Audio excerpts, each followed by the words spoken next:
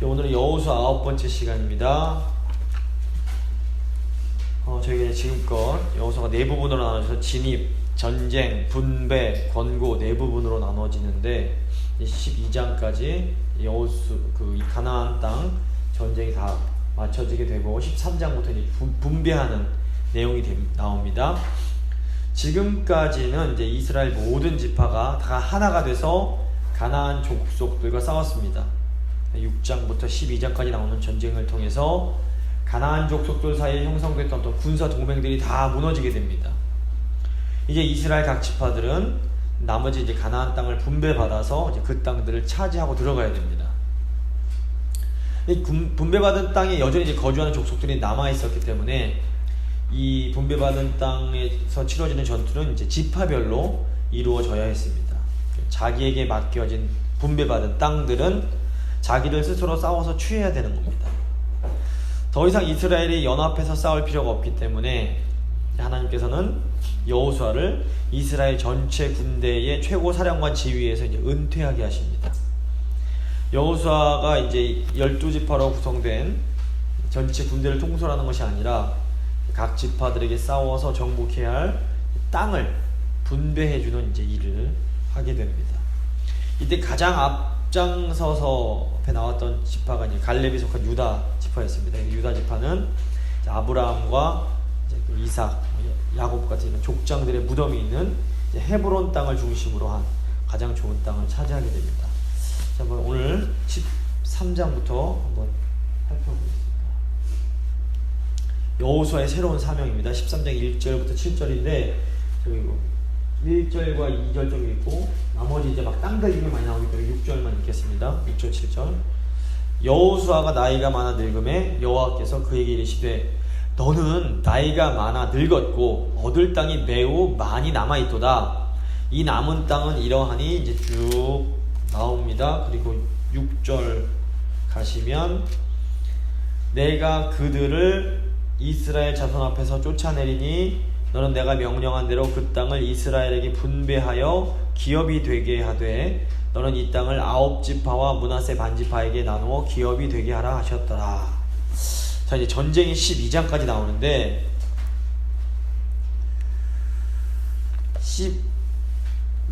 12장이 끝나고 13장 처음 나오는 말이 뭐냐면 여호수아가 늙었다는 말입니다. 성경 보시면 여호수아가 110세에 죽게 됩니다. 그 외에는 여호수아의 나이가 언급되지 않습니다. 그래서 이때 당시 이 여호수아가 나이가 많아 늙었으면 할 때 이때의 여호수아가 몇 살인지 정확히 알 도리는 없습니다. 근데 이제 출애굽기 33장을 보시면 이스라엘 백성들이 시내산에 머물면서 모세가 율법 받을 그 당시에 여호수아가 젊은 수종자라고 불립니다. 이제 이때 당시는 젊었다는 걸 알 수 있고 이제 12정탐꾼 가데스바네에서 12정탐꾼 보낼 때 정탐꾼으로 갔던 걸 보면 아마도 갈렙과 나이가 비슷하지 않았을까라고 추정을 해서 아마 갈렙이 이때 당시 85세니까 여호수아도 그와 비슷했을 것이다.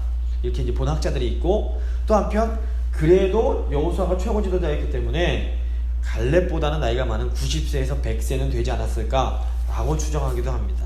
지금 뭐 정확히 나이는 알 수 없지만 여호수아가 나이가 많아서 노년이 되었던 것은 분명해 보입니다. 하나님은 이제 노년이 된 여호수아에게 정복한 땅을 분배하는 새로운 사명을 맡겨주십니다. 이미 얻은 땅을 분배하는 것이기 때문에 땅을 막 싸워서 정복하는 것보다 더 쉬워 보입니다. 그런데 이 가나안 땅 정복이 외부의 적들과 싸우는 것이었다면 땅의 분배는 이스라엘 지파들 간에 어떤 갈등이 없도록 잘 그런 의견을 조율하고 잘 분배하는 것이 중요했습니다. 근데 17장 여호수아 17장 보시면 실제로 에브라임과 므낫세 지파가 자기들의 그 숫자들에 비해서 분깃이 너무 작다라고 불평하는 내용이 나옵니다. 또 19장 보시면 유다 지파의 기업 중에서 일부를 떼서 시몬 지파에게 나눠 주어야 하는 그런 내용이 나옵니다. 또 레위 지파를 위해서 뭐 도피성을 비롯해서 많은 성읍들을 할당하는 그런 일들도 결코 쉽지는 않았을 겁니다. 그러므로 어떤 의미에서 볼 때 땅의 분배가 땅의 정복보다도 훨씬 더 골치 아프고 힘든 일이었음을 저희가 알 수 있습니다. 근데 하나님이 이 노년의 여호수아에게 이 어려운 사명을 맡기신 것은 여호수아가 이 사명을 감당할 수 있는 그런 능력, 어떤 지도자로서의 자질이 있었기 때문임을 저희가 알 수 있습니다. 그래서 이제 여호수아서에 나타나는 여호수아의 한 리더십을 한번 좀 생각해 보겠습니다. 무엇보다 여호수아는 하나님과 이스라엘 민족을 위해서 자기 자신을 희생하는 지도자였습니다. 하나님은 여호수아가 이제 늙었기 때문에 이스라엘 군대 전체를 이끌지 못할 것이다 라고 하십니다. 그래서 여호수아는 이스라엘 최고 사령관의 지위에서 은퇴를 합니다. 중국 보시면 중국의 그 권력 최고 자리가 뭐냐면 중국 군대의 그 총수 대장 자리입니다. 그래서 이거는 뭐 다른 지위가 막 높은 지위가 있지만 그 권력을 잡고 있는 자리가 최고 지도자로 꼽힙니다. 근데 하나님은 이스라엘 여호수아에게 너 이제 그 군사 최고 사령관 자리에서 내려와라 이렇게 하십니다. 근데 이제 구약 보시면 보통 지도자는 늙어 죽을 때까지 자기 직분을 유지합니다. 하지만 여호수아는 유독 하나님이 은퇴하라고 하시고 은퇴하라고 하시니까 즉시 은퇴를 합니다. 실제로 13장 이후부터는 여호수아 이름이 가장 먼저 나오지 않고 다음 세대의 지도자인 그 제사장 엘르아셀 뒤에 나옵니다. 이렇게 보시면 여호수아 14장 1절에 보셔도 제사장 엘르아살과 눈의 아들 여호수아와 17장 14절도 엘르아살 뒤에 나오고 19장 51절에 보셔도 엘르아살 뒤에 여호수아가 나오고 21장에 되고 계속 엘르아살이 먼저 여호수아보다 나옵니다. 여호수아가 어떤 지위와 명예에 연연하지 않는 그런 지도자였음을 볼 수가 있습니다. 여호수아는 또한 자신의 권리와 평안도 희생합니다. 여호수아는 모든 지파들이 기업을 다 차지한 후에 비로소 자기 기업을 달라고 합니다. 여호수아서 19장 49절 50절 보시면 이스라엘 자손이 그들의 경계를 따라서 기업의 땅 나누기를 마치고 자기들 중에서 눈의 아들 여호수아에게 기업을 주었으니 곧 여호와의 명령대로 여호수아가 요구한 성읍 에브라임 산지 딥낫세라를 주매 여호수아가 그 성읍을 건설하고 거기 거주하였더라. 땅 분배가 다 이루어진 후에 이제 여호수아가 그때까지 요구하지 않으니까 이제 여호수아 어딜 택하시겠습니까? 그러니까 여호수아가 나는 여기를 갖겠네라고 말을 한 겁니다. 근데 이제 딥낫세라라는 것을 보면 일반 지도에 잘 이름도 잘 나오지 않습니다. 그러면 이제 아마도 이 에브라임 산지에 유명 베델과 미스바 위쪽 요쪽에 위치한 쬐끄만 성읍이었을 거라고 추정을 합니다. 실제로 성경에서 딥낫세라는 여기에만 나옵니다. 이게 무슨 의미냐면 그 땅이 별로 중요하지 않은 땅이었음을 의미합니다. 여호수아의 그동안 쌓은 그런 업적과 그 지위 그리고 그의 나이를 생각할 때 여호수아는 충분히 어떤 노른자 땅, 가장 좋은 땅을 요구할 수 있는 충분한 자격이 있었습니다. 하지만 여호수아는 가장 마지막에 별로 좋지 않은 땅을 요구합니다. 믿음의 영웅들을 기록하는 히브리서 11장 보시면 여기서도 이상하게 여호수아 이름이 나오질 않습니다. 심지어 보시면 이제 기생 라합도 칭찬을 받습니다. 11에서 11장 30절 31절 믿음으로 7일 동안 여리고를 도니 성이 무너졌으며 믿음으로 기생 라합은 정탐꾼을 평안히 영접하였으므로 순종하지 아니한 자와 함께 멸망하지 아니하였도다. 이런 내용이 나옵니다. 그런데 여기 여리고성을 무너뜨린 여호수아의 위대한 공적은 나오지만 여호수아의 이름은 나오질 않습니다. 아브라함도 나오고 모세도 나오지만 여호수아는 마치 어떤 모세의 일부인 것처럼 그냥 기록 속에 묻혀버립니다. 여호수아는 죽어서까지도 이름을 드러내지 않는 참으로 자기 희생적인 리더였던 겁니다. 둘째로 여호수아는 철저하게 순종하는 지도자였습니다. 여호수아의 최고 좌우명을 한마디로 하면 그 순종입니다. 여호수아는 젊은 시절에는 모세에게 철저하게 순종했고 모세가 죽은 후에는 모세를 통해서 주어진 하나님의 계명에 순종합니다. 여호수아가 가나안에 진입하자마자 했던 게 뭐냐면 백성들을 인도해서 세겜으로 가서 언약을 갱신하는 겁니다. 이때 여호수아가 뭘 강조합니까?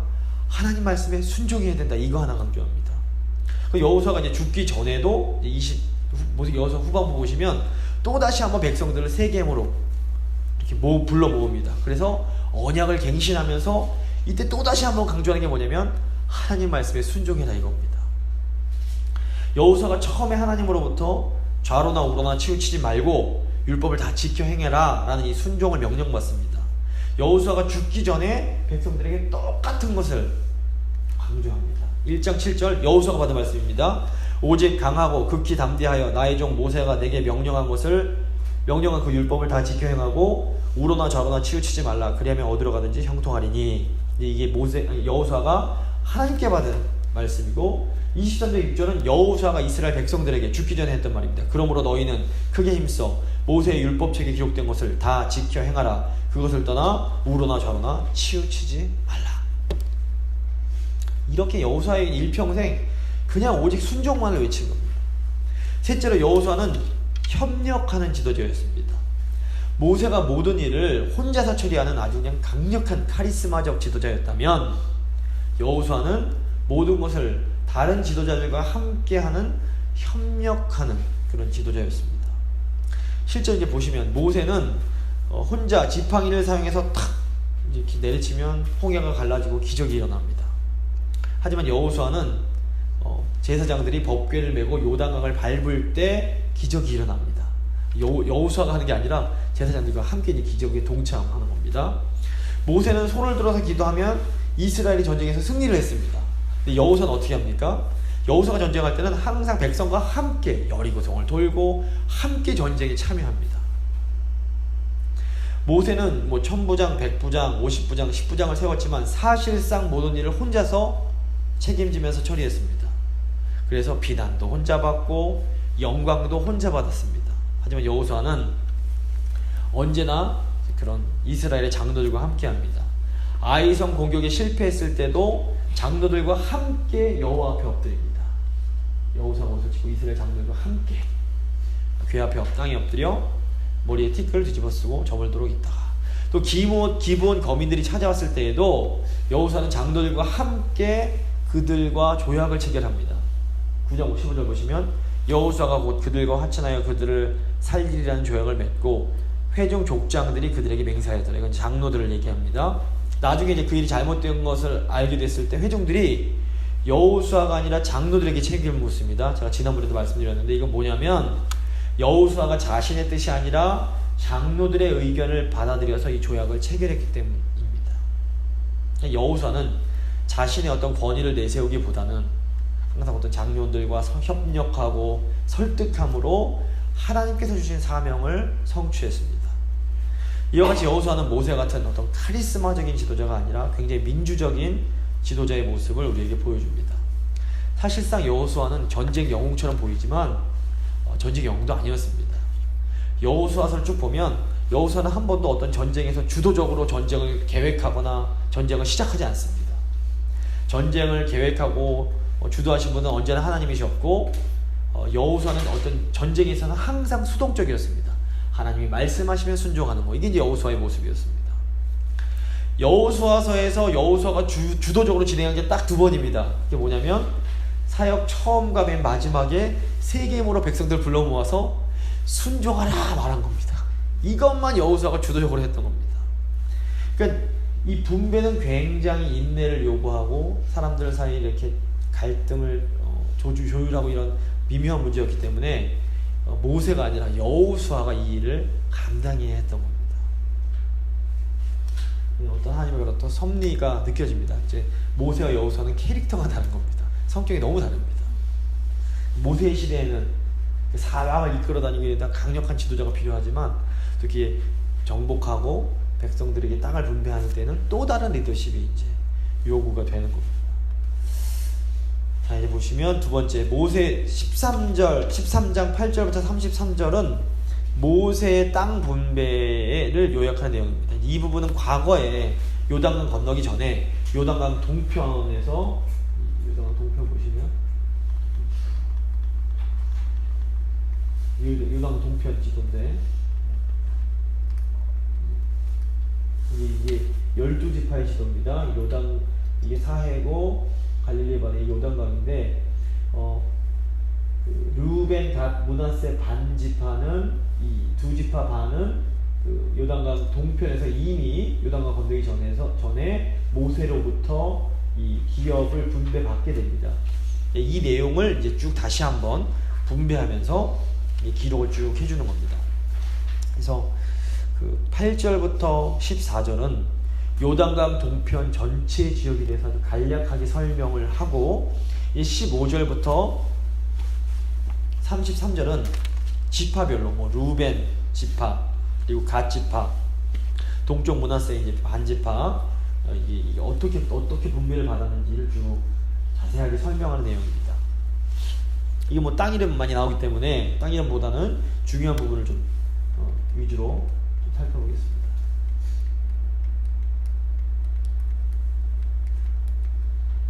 13절 8절 보시면 므낫세 반지파와 함께 르우벤 족속과 갓 족속은 요단 저쪽 동편에서 그들의 기업을 모세에게 받았는데 여호와의 종 모세가 그들에게 준 것은 이러하니 하면서 쭉 내용이 나오게 됩니다.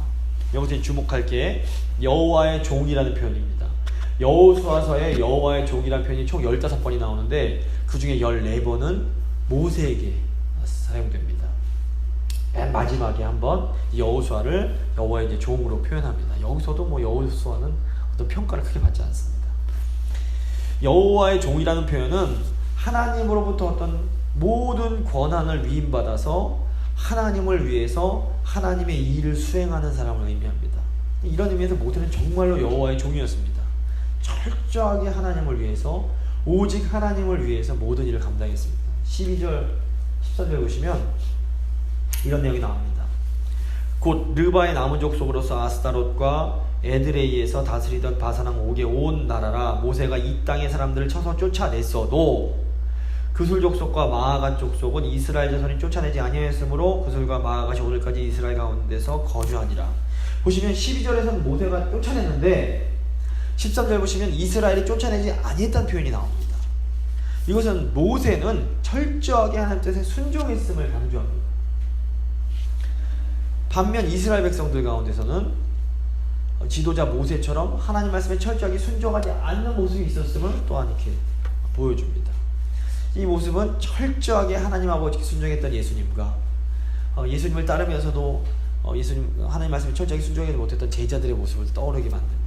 구약의 12지파가 신약의 12제자와 이렇게 연결이 됩니다. 철저하게 순종하시는 모세와 예수님의 모습, 그럼에도 불구하고 그렇지 못한 12지파 제자들의 모습, 연관이 됩니다. 14절 보시면 오직 레위 지파에게는 여호수아가 기업으로 준 것이 없었으니 이는 그에게 말씀하신 것 같이 이스라엘 하나님 여호와께 드리는 화제물이 그들의 기업이 되었습니다. 이제 레위 지파에 대해서 또 특별히 언급이 됩니다. 이 부분이 중요하기 때문에 이따가 또 좀 더 자세히 말씀을 드리겠습니다. 여기서 하나 참고해야 될 게 뭐냐면 저희가 가진 성경이 좀 오역, 번역이 좀 잘못된 부분이 있습니다. 어떤 부분이냐면 이 여호수아라는 부분인데 이게 원래 히브리어 보면 그가 라고 번역이 되어 있습니다. 영어 성경 보시면 히라고 번역이 됩니다. 구태여, 이거 왜냐면 레위 지파에는 이 여호수아가 준 게 아니라 이 모세가, 구태여 뭐 구체적으로 대명사를 명사로 번역을 하고 싶으면 여호수아가 아니라 모세로 번역을 해야지 자연스럽습니다. 근데 이제 그래서 다른 성경 번역도, 심지어 한글 성경도 새 번역 성경은 이거 모세라고 번역을 했는데 유독 개혁 개정은 여전히 이걸 안 고치고 여호수아라고 번역을 했는데 이유는 모르겠는데 이거는 아무튼 여호수아 X 치시고 그라고 쓰시거나 모세라고 쓰시면 이게 더 자연스럽습니다. 15절부터 33절 보시면 요단강 동편 땅 분배에 관해서 이제 쭉 지파별로 아주 자세히 내용이 나옵니다. 모세는 르우벤, 갓, 므낫세 반지파에게 요단강 동쪽 지역의 땅을 분배합니다. 이제 주목할 부분이 있는데 르우벤 지파를 언급하면서 이스라엘이 그 땅을 점령하는 중에 부올의 아들 발람을 죽였다는 내용이 나옵니다. 13장 22절입니다. 이스라엘 자손이 그들을 사륙하는 중에 부올의 아들 점술과 발람도 칼날로 죽였더라. 민수기 22장에서 25장 보시면 모압 왕 발락이 이스라엘이 막 쳐들어오는 걸 보면서 이제 소식을 듣고 나서 점술과 발람을 사주해서 이스라엘을 좀 저주하게 사주를 합니다. 이제 당나귀가 말하는 내용입니다. 아마 기억하실 텐데 이때 하나님이 주권적으로 개입하셔서 이 발람의 입을 통해서 이스라엘을 축복하게 하십니다. 이때 이제 뭐 메시아 예언도 나오고 막 여러 가지 예언이 이스라엘을 막 저주하려고 갔는데 하나님이 그냥 자꾸 축복만 하게 하시는 겁니다. 이게 저희가 뭘 알 수 있느냐? 하나님은 하나님 백성을 구원하시고 축복하시기 위해서 때로 이 점술사 같은 악한 자의 입을 사용하실 수 있습니다. 근데 점술가 발람이 이 하나님의 말씀을 이스라엘에게 전하고 이스라엘을 축복했다고 해서 이 발람이라는 사람이 하나님의 인정을 받은 것은 아닙니다. 결국 보시면 발람은 이스라엘을 축복했지만 칼날로 죽임을 당하게 됩니다. 이게 무슨 의미냐? 하나님이 인정하지 않으셨다는 겁니다. 이게 오늘날 이 시대에 특별히 또 되게 중요한 의미가 있습니다. 그래서 제가 이 부분을 말씀드리려고 했는데, 하나님은 때로 하나님의 백성들을, 자기 백성을 축복하시기 위해서 악한 자의 입을 사용하십니다. 하나님은 타락한 엘리 제사장의 입을 통해서도 사무엘의 어머니 한나를 축복하십니다. 하지만 타락한 제사장 엘리도 결국 어떻게 됩니까? 비참한 죽임을 당하게 됩니다. 자, 어떤 목사의 설교를 듣고 너무 큰 위로와 은혜를 받았습니다. 나중에 알고 보니까 그 목사가 엄청 나쁜 사람이었습니다. 이게 어떻게 가능할까요? 가능합니다. 충분히 가능합니다. 요즘 뉴스 보면 이상한 목사들 얘기가 너무 많이 나와서 보시면 어떻게 목사라는 사람이 저럴 수가 있어 라고 충격받으시는데 그러실 필요 없습니다. 하나님은 악인의 입을 통해서도 하나님 백성들을 축복하고 위로하실 수 있습니다. 하나님이 악한 목사들을 사용하시는 것은 하나님이 자기 백성들을 위로하고 그들을 복주시기 위해서지, 악한 목사의 그 악행과 그 목사를 인정하시기 때문에 절대로 아닙니다. 목사들이, 특별히 저 같은 목사들이 이 부분을 아주 정말 명심해야 됩니다. 하나님께 엄청나게 쓰임을 받고도 나중에 타락해서 버림받을 수 있습니다. 저도 여기에 해당되는 얘기입니다.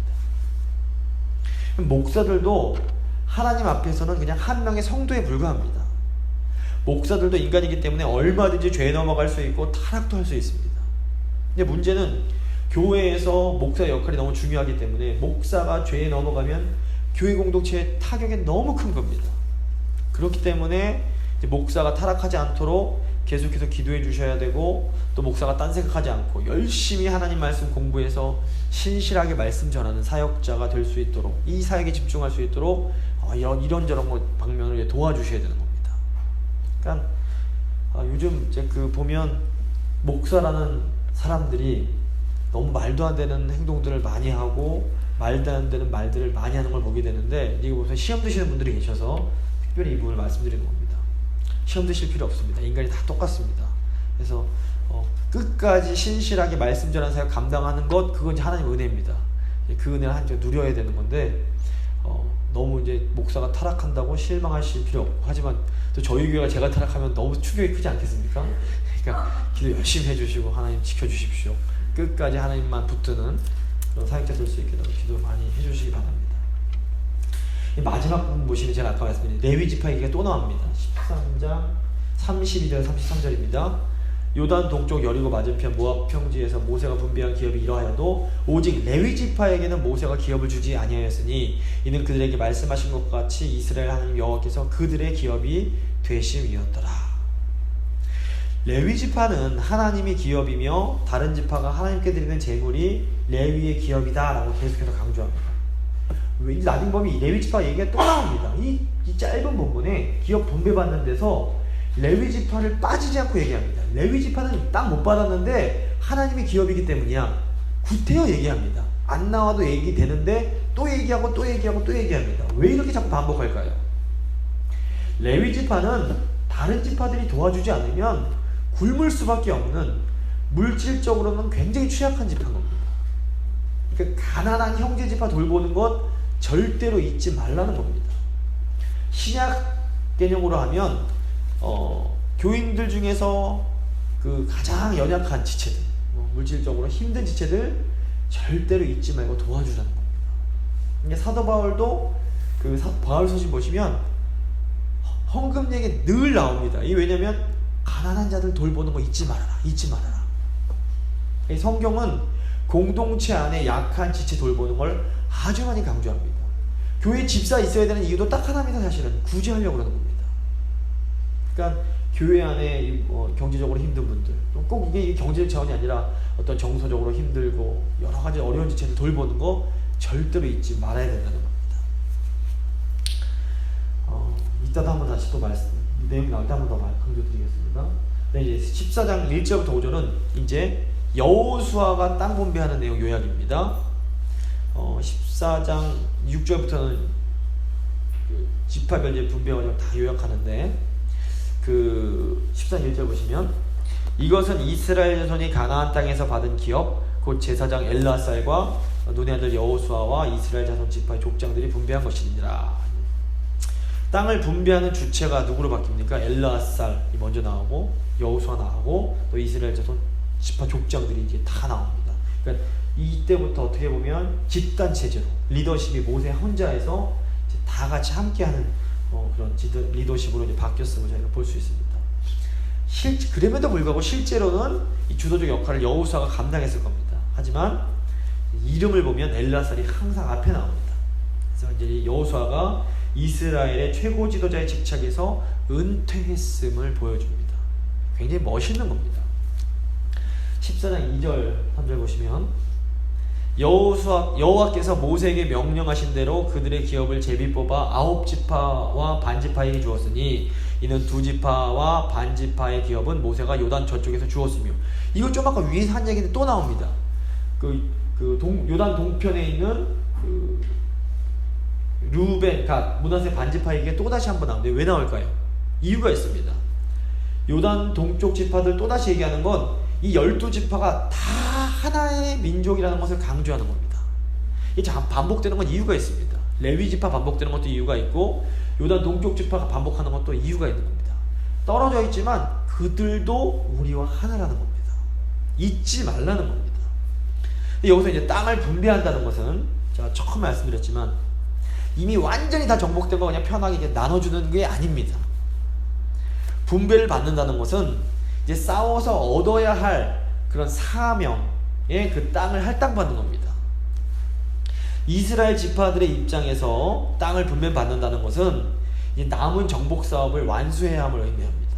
그래서 이스라엘 백성들은 분배받은 땅으로 가서 믿음으로 그 땅에 살고 있는 가나안 원주민들과 전쟁을 해서 그들을 진멸시키고 그 땅을 차지해야 되는 겁니다. 지금까지는 이스라엘 12지파가 다 연합해서 전쟁을 치렀습니다. 이 연합해서 할 때는 그냥 어떤 지파들이 결정을 내릴 필요가 없는 겁니다. 여호수아가 이렇게 해라 그러면 순종만 하면 되는 겁니다. 아주 편합니다. 그런데 이제 여호수아가 은퇴를 했기 때문에 이제는 각 지파가 스스로 할당된 그 분배받은 땅을 정복해야 됩니다.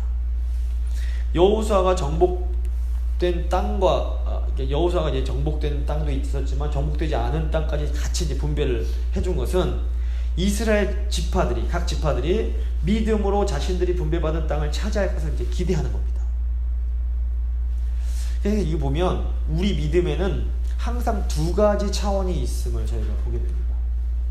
하나는 하나님의 은혜의 차원, 또 하나는 인간의 책임의 차원입니다.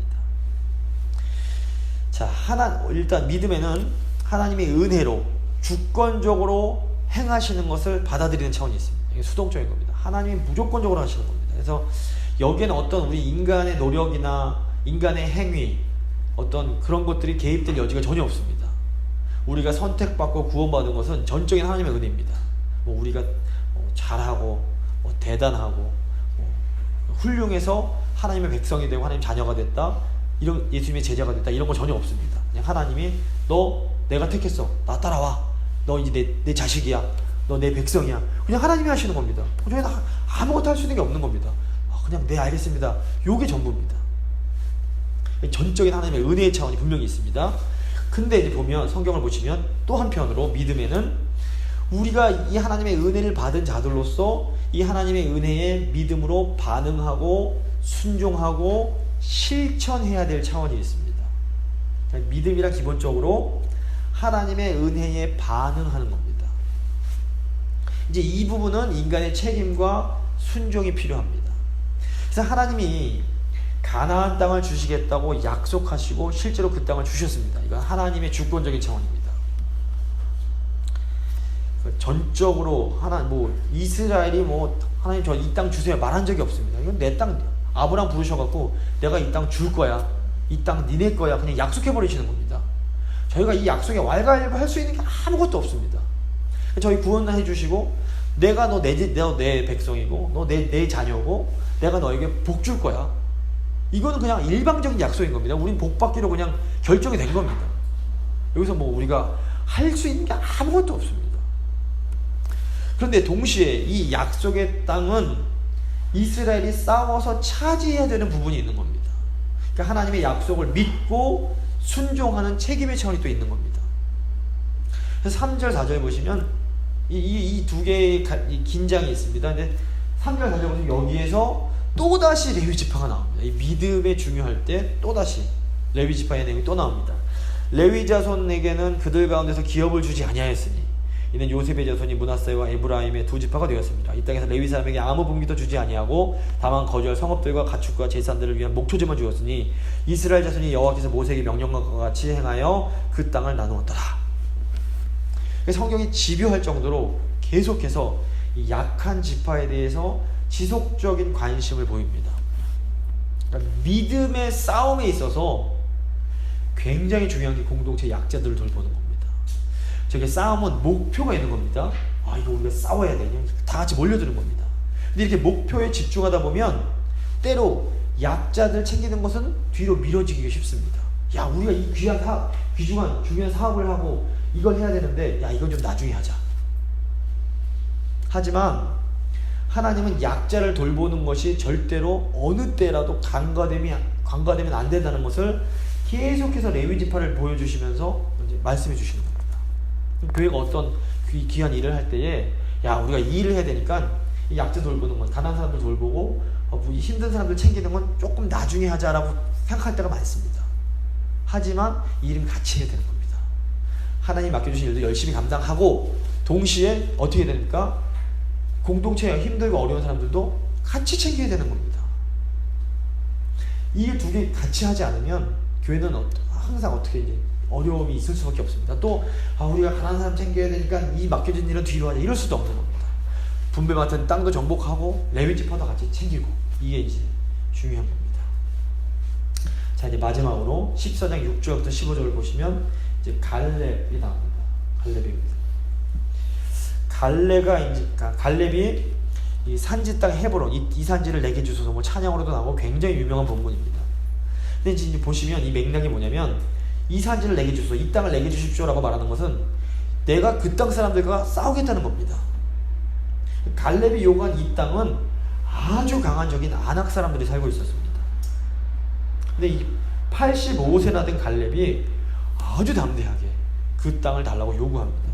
중요한 본문이기 때문에 6절부터 좀 많지만 6절부터 9절 한 절씩 한번 좀 교독해 보겠습니다. 14장 6절부터 9절까지 한번 교독하겠습니다. 제가 먼저 읽겠습니다. 그때에 유다 자손이 길갈에 있는 여호수아에게 나아오고 그니스 사람 여분네 아들 갈렙이 여호수아에게 말하되 여호와께서 가데스 바네아에서 나와 당신에게 대하여 하나님의 사람 모세에게 이르신 일을 당신이 아시는 바라.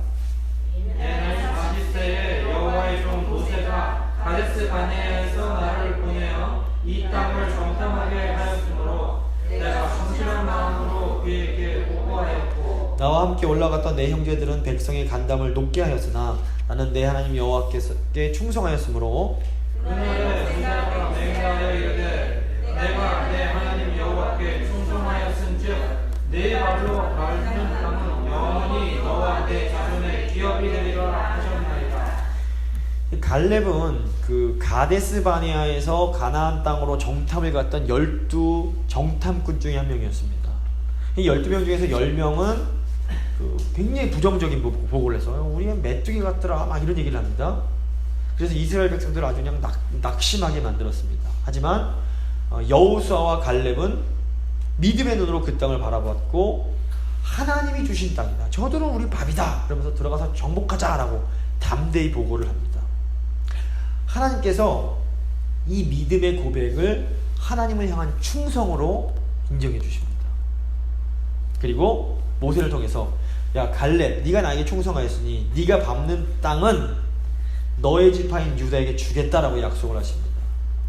가나안 땅은 이미 하나님이 이스라엘 백성들에게 주기로 약속하신 땅입니다. 근데 이제 믿음의 사람 갈렙이 85세의 나이에도 불구하고 하나님이 주신 땅 중에서 가장 힘든 땅을 선택을 합니다. 10절부터 12절 말씀. 이제 그 헤브론 땅이 이 땅입니다. 유다 지파가 나중에 차지하는데 헤브론이 여기에 있는 이 땅, 이 산지의 땅인데 10절부터 12절도 저희가 한 절씩 교독하겠습니다. 이제 보소서, 여호와께서 이 말씀을 모세에게 이르신 때로부터 이스라엘이 광야에서 방황한 이 45년 동안을 여호와께서 말씀하신 대로 나를 생존하게 하셨나이다. 오늘 내가 85세로 돼 모세가 나를 보내던 날과 같이 오늘도 내가 여전히 강건하니 내 힘이 그때나 지금이나 같아서 싸움에나 출입에 감당할 수 있으니. 함께 읽겠습니다. 그날에 여호와께서 말씀하신 이 산지를 지금 내게 주소서. 당신도 그날에 들으셨거니와 그곳에는 아낙 사람이 있고 그 성읍들은 크고 견고할지라도 여호와께서 나와 함께 하시면 내가 여호와께서 말씀하신 대로 그들을 쫓아내리이다 하니. 갈렙이 이 산지, 산지에 있는 도시인데 헤브론 지역을 요구합니다. 헤브론은 이제 해발 1000m로 이 가나안 지역에서 가장 높은 지역 중에 하나입니다. 근데 이 헤브론이 이스라엘 사람들에게 굉장히 중요한 의미가 있었습니다. 헤브론은 아브라함이 사라의 매장지로 구입한 그 땅이 바로 이제 헤브론 땅이었습니다. 그래서 아브라함과 사라가 묻혀 있고 이삭과 리브가 그리고 야곱과 레아도 바로 이 헤브론 땅에 묻혀 있었습니다. 그래서 이 조상들의 무덤을 차지한다는 것은 하나님이 아브라함으로부터 받은 열방을 축복하는 이 약속에 이 반열에 들겠다는 것을 의미합니다. 근데 갈렙이 바로 유다 지파 출신이었고 갈렙이 이 산지를 차지하는데 이 조상들이 묻힌 이 지역을 차지하는데 결국 어떻게 됩니까? 실제로 유다 지파에서 다윗 왕이 나오고 또 나중에 예수 그리스도께서 나오게 되십니다. 그러니까 믿음으로 이 귀한 땅을 차지한 겁니다. 이 기업을 차지한 겁니다. 이거 보면 이제 야곱이 그 형 에서에게 장자권을 차지하는 욕심이 또 보여지고 또 한편 이제 그런 게 나옵니다. 문제는 이 헤브론에 아낙 사람들이 있었던 겁니다. 이 아낙은 문자적으로 목이 긴 사람들이라는 뜻인데 성경에서 아낙 사람들은 장대한 사람들로 묘사됩니다. 그래서 신명기 9장 보면 누가 아낙 자손을 능히 당하겠느냐 라는 이런 속담이 있을 정도로 아낙 사람들은 아주 그냥 대표적으로 강한 사람들이었습니다. 이런 어려움에도 불구하고 갈렙은 용감하게 내가 헤브론 지역 차지하겠다, 이 땅을 내게 주십시오 라고 요구했던 겁니다. 마태복음 11장 11절 보시면 세례 요한의 때로부터 지금까지 천국은 침노를 당하나니 침노하는 자는 빼앗느니라. 가나안 땅은 하나님이 이미 이스라엘에 주시기로 약속된 땅이었습니다. 그런데 누가 이 땅을 차지합니까? 믿음의 눈을 뜨고 그 땅으로 나아가는 사람만 이 땅을 차지하는 겁니다. 언제나 바른 믿음은 항상 하나님의 그 약속의 말씀에서 시작이 됩니다. 하나님이 약속하지 않으신 거는 뭐 내가 아무리 40일 기도를 금식을 하고 뭐 아무리 뭐 철야 기도를 많이 해도 하나님이 약속하신 것은, 약속하지 않으신 것은 받을 수가 없습니다. 이루어질 수 없습니다. 그렇기 때문에 우리는 항상 기도할 때 하나님의 뜻 안에서 기도해야 되는 겁니다. 하나님 뜻에서 벗어난 건 아무리 발버둥치고 기도해도 절대로 응답 받을 수 없습니다. 하지만 하나님의 약속을 또 믿는다고 해서 아무것도 안 하고 그냥 가만히 그 감나무에서 배 떨어 입 벌리고 있는다고 어떤 일이 일어나는 건 아닙니다. 그러니까 하나님이 약속하신 것은 믿음으로 차지해야 됩니다. 우리에게 하나님께서 주어진 일, 그 기업, 맡겨진 일은 적극적이고 능동적으로 감당해야 됩니다. 이 두 가지 차원이 다 있는 겁니다. 12지파 모두가 하나님 약속을 다 받았습니다. 하지만 하나님의 약속을 적극적으로 붙잡은 유다 지파가 이 10조의 땅을 차지하게 됩니다. 이게 바로 이제 적극적인 믿음의 원리입니다. 이 적극적인 믿음이라고 무슨 뭐 믿는 자는 능치 못할 일이 없다고 막 아무거나 막 하나님 돈 많이 벌겠습니다 막 기도한다고 되는 게 아니고, 하나님이 주신 일, 하나님께서 기뻐하시는 일을 가지고 열심히 해야 되는 겁니다. 하나님이 주신 일을 어떻게 할 수 있습니까? 말씀드려야 할 수 있는 겁니다. 그러니까 이렇게 생각하셔야 됩니다. 용서해라, 이거 하나님 뜻 맞습니다. 이거 갖고는 죽도록 매달려서 기도해야 되는 겁니다. 용서가 안 되면 막 마음을 찢어서라도 계속 기도해서 이거 차지해야 되는 겁니다. 근데 뭐 하나님 말씀도 안 하셨는데 뭐 돈 많이 벌게 해달라고 막 기도하고, 뭐 사업 성공하고 자식 명문대 들어가게 해달라고 기도하고, 이런 거 기도하고 기도하는데 안 해주셨다고 원망하는 거는 이게 되게 어리석은 겁니다. 하나님 처음부터 약속 안 해주신 겁니다. 근데 이게 잘 신앙생활을 제대로 이해하고 할 때 이제 기도 응답받는 그게 나타납니다. 하나님이 우리에게 약속을 주십니다. 하나님이 주신 약속은 반드시 이루어집니다. 그런데 이 약속은 하나님을 신뢰하며 이 약속을 믿음으로 꽉 붙잡는 사람을 통해서 이루어지는 거예요. 건강한 믿음을 가진 사람은 하나님의 이 주권적 약속과 또 인간의 책임이라는 이 두 가지 차원의 균형을 잘 맞추는 사람입니다. 그래서 여호수아와 갈렙이 바로 이런 좌로나 우로나 치우치지 않는 균형 있는 건강한 믿음을 소유했던 사람들입니다. 13절부터 15절 말씀입니다. 여호수아가 여분네 아들 갈렙을 위하여 축복하고 헤브론을 그에게 주어 기업을 삼게 하며 헤브론이 그니스 사람 여분네 아들 갈렙의 기업이 되어 오늘까지 이르렀으니 이는 그가 이스라엘의 하나님 여호와를 온전히 쫓았습니다. 헤브론의 옛 이름은 기럇 아르바라. 아르바는 아낙 사람 가운데서 가장 큰 사람이었더라. 그리고 그 땅에 전쟁이 그쳤더라. 여호수아는 너무 중요하지만 정복하기 힘들었던 땅을 믿음으로 요구하는 이 갈렙을 보면서 참 마음으로 기쁘고 흐뭇했을 겁니다. 또 감사했을 겁니다. 보면 여호수아가 갈렙을 축복하고 이 헤브론을 기업으로 할당해 줍니다. 결국 갈렙은 믿음으로 이 강한 아낙 사람을 다 몰아내고 그 땅에 전쟁이 그치게 합니다. 그 땅에 안식을 가져옵니다. 이 갈렙은 일평생 여호수아의 든든한 동역자였을 겁니다. 그래서 40년 동안 딴 사람 다 죽었는데 둘만 살아남았습니다. 얼마나 둘이 끈끈했겠습니까? 그리고 노년까지 정말로 멋있고 아름다운 믿음의 모습을 보여줍니다. 사실 신앙에는 육체적 나이가 중요하지 않습니다. 유대인들은 지금도 육체의 나이가 아니라 청년은 생각이 젊으면 그 사람은 청년인 겁니다. 아무리 나이가 많았어도 생각이 젊으면 그 사람은 젊은이고, 아무리 뭐 10대고 20대라도 생각이 늙으면 그 사람은, 그 청년은 그냥 늙은인 겁니다. 그래서 진짜 신앙인들은 언제나 젊은 생각, 언제나 하나님의 믿음 앞에서 정말 갈렙처럼 내 나이가 뭐 많지만 나는 하나님 앞에서 내가 이 믿음으로 그걸 쟁취하는 겁니다. 신앙에는 노인이 없습니다. 늘 기억하시면서. 참 소망되는 말씀 아닙니까? 말씀 마무리 짓겠습니다. 오늘 큰 두 주제는 뭐냐면 분배입니다. 분배할 때 믿음의 두 가지 차원이 나옵니다. 하나님의 주권적인 은혜의 차원, 또 인간의 책임 있는 반응의 차원입니다. 그래서 여호수아와 갈렙은 이 두 가지, 하나님의 그런 은혜에 있어서는, 하나님 말씀에 있어서 수동적으로 반응하지만, 순종하지만 동시에 적극적으로 그 하나님께서 주신 그 약속을 쟁취하는 이 두 가지 모습이 참 아름답게 조화된 두 노년의 아름다운 신앙인들의 모습을 잘 보여줍니다. 저희 교회 어른들도 이 아름다운, 이 균형 있는, 좌로나 치우치지 않는 이 신앙의 모습을 잘 보여주실 것을 믿습니다. 두 번째 강조점 뭐냐면 레위인에 대한 강조입니다. 레위인을 돌볼 것. 공동체 안에 약한 사람들, 물리적으로 힘이 약하고 물질적으로 힘이 약하고 정서적으로 힘이 약한 분들을 항상 신경 써야 된다는 거, 그걸 보여줍니다. 전쟁의 상황 속에서도 늘 약자들을 챙기는 것이 하나님 이스라엘 공동체의 모습이라는 거, 오늘 본문 통해서 저희가 알 수 있습니다. 이 믿음의 싸움을 좀 잘 싸워나갈 수 있도록 함께 기도하고 나아가야 될 것 같습니다. 기도하시겠습니다. 함께 기도하겠습니다. 하나님, 저희가 믿음의 아버지, 하나님,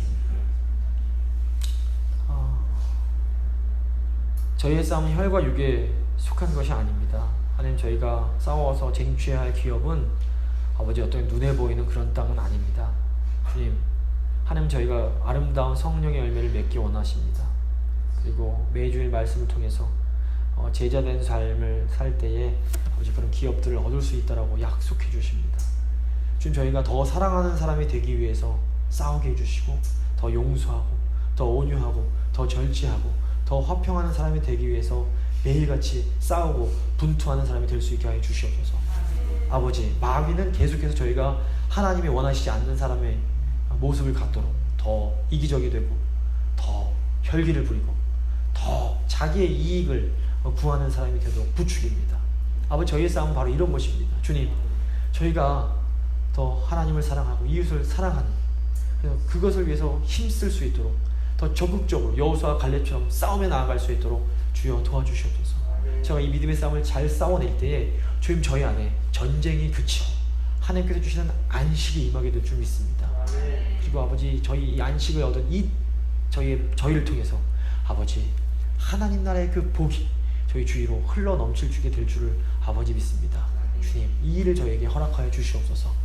아버지, 저희가 이 영적 전쟁을 치를 때 늘 저희 주위에 있는 저희 공동체 안에 있는 약한 분들을 기억할 수 있도록 주여 도와주시옵소서.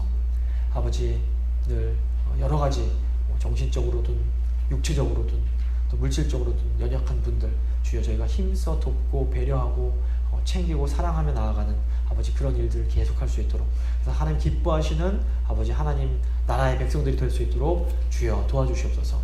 아버지, 이 땅에 아버지 이 어두운 시대 가운데 정말 순교자의 후손들을 통해서 이 재건교회를 세워주시는 진심으로 감사합니다. 주님, 저희가 하나님 그 높으신 뜻이 무엇인지 잘 깨닫고 그 뜻에 기쁨으로 순종하여 정말 이 믿음의 싸움을 잘 싸워가는 저희 교회가 될 수 있도록 주여 큰 은혜를 베풀어 주시옵소서. 주님 은혜 감사드리며 귀하신 예수 그리스도의 이름으로 기도드립니다. 아멘.